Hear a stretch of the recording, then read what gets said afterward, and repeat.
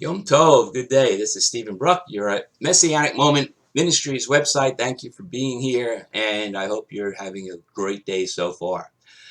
Well, we all know that the devil is a liar. In fact, he is the father of all lies. And when he wants to destroy your soul for all eternity, I can guarantee you that he will not come up to you and say, "Hi there, I'm Satan. Nice to meet you. I'm here to condemn you to eternal damnation, so please just sign here and we can get started." Nope, ain't gonna go that way. What he will do is market himself as someone who is here to help everyone, especially you. He will entice you with health or wealth or whatever your heart desires, which is tied to earthly things. He doesn't know our minds, but he does know our iniquities and what human hearts desire. And that is how he can turn us from godly to satanic in a heartbeat. And if you're thinking, "Oh no, not me, I will resist the devil," you might be one of the first ones to accept that mark. We have to realize that we aren't smarter or more cunning than Satan. So we have to always be aware of our weaknesses in order to stay alert. Hey, false confidence is a tool for the devil to use against us. You know, the concentration camps of the Nazis had a saying over the entry gate, which was Arbeit macht frei, which means freedom through work. The Jews that were selected for the showers thought they were getting cleaned, which was probably welcomed, since the traveling arrangements were disgusting. Yet what they thought was something being done for them was actually something being done to them. It was known as the final solution. The enemy of God will also make us think he is here to help. We are told he is a false prophet, and that he and his minions will have supernatural power, which will cause many to fall from the faith. And let me tell you this, it will be easy for him, or maybe her, to do. Don't think so? Well, just look at how easily people today are being controlled by the media. Look at how easily the anarchy, which is growing in America, is not only allowed, but encouraged by many of our leaders.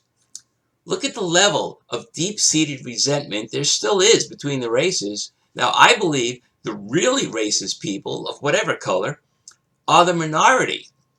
But this country has been appeasing the noisy minority for decades now, while the silent majority just allows it to go on. The mark of the beast may not be a physical thing on our foreheads and hands, or maybe, who knows? It doesn't really matter, because the reason we take the mark will have nothing to do with what it is, but with what we are promised.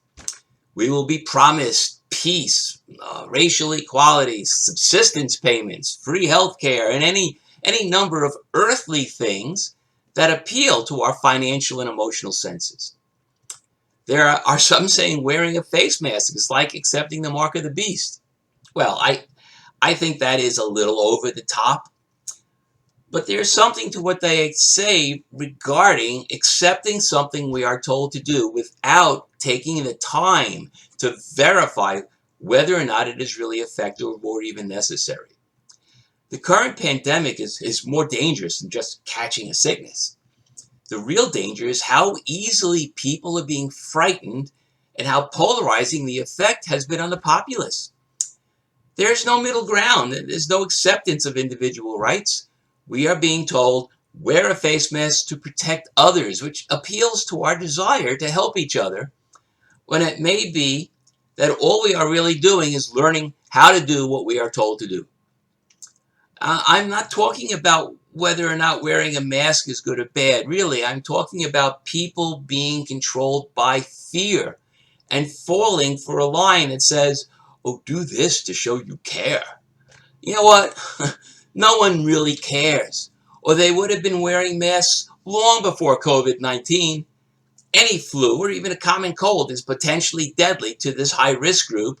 that today everyone is concerned about. And what will happen after there is a vaccine? Well, we know from experience that vaccines do not eliminate a virus. So even after there is a vaccine, will we still wear masks to keep people from getting sick? If there's a vaccine, is it then okay to take off the mask and let them get sick? What if they can't get to the vaccine? What if they can't afford it? What if they're asymptomatic but sick, and by the time they show symptoms, it'll be too late? All of these questions are valid. So why don't we just decide to wear the mask from now on? Anyone who currently wears a mask to prevent others from getting sick, if you ever take it off, then you must not really care, but are just doing it because you've been told you have to. And that is how it will be with the mark of the beast. People will be suckered into a false sense of doing good for others. And that is when they will accept the mark, whatever it is. You have to think about what you do and not trust anything you hear from any media, whether news or social. People are liars when they know they are lying, and even worse liars when they think they are telling the truth. So here's the message for you today. Always use discernment and seek the truth. Never accept anything you hear from anyone, and I mean A-N-Y-O-N-E, not from anyone, not from friends, not from family members, not from your doctor, not what the politicians say. Oi, never from what the politicians say. And not even from your priest, pastor, or rabbi. Don't believe anything from anyone until you have verified it for yourself. I'm going to say that again. Don't believe anything from anyone until you have verified it for yourself. Or you may just find yourself wearing a mark you never knew you accepted. Remember, the devil won't tell you that you are taking the mark of the beast. He will lie through his teeth in order to get you to accept whatever it is that he is offering, which he will tell you is to help you. And look, if you disagree with anything or maybe everything I've said today, please consider this one last thing. The enemy of God will make you fall from grace by convincing you that what you are doing is the right thing. So, emotional today, huh? Well, thank you for being here. I'm getting all Pentecostal. Thank you for being here. And please, don't believe anything I've said until you verify it for yourself, that it makes sense according to what you read in the Bible. And if I pass that test, then please share these messages with others. Subscribe to the website. Subscribe to YouTube channel. Go back to the website. There's a subscribe button in the right-hand margin there at YouTube. Click the little icon here and subscribe. And remember, I always welcome your comments. So, until next time, Lehitrot and Baruch Hashem.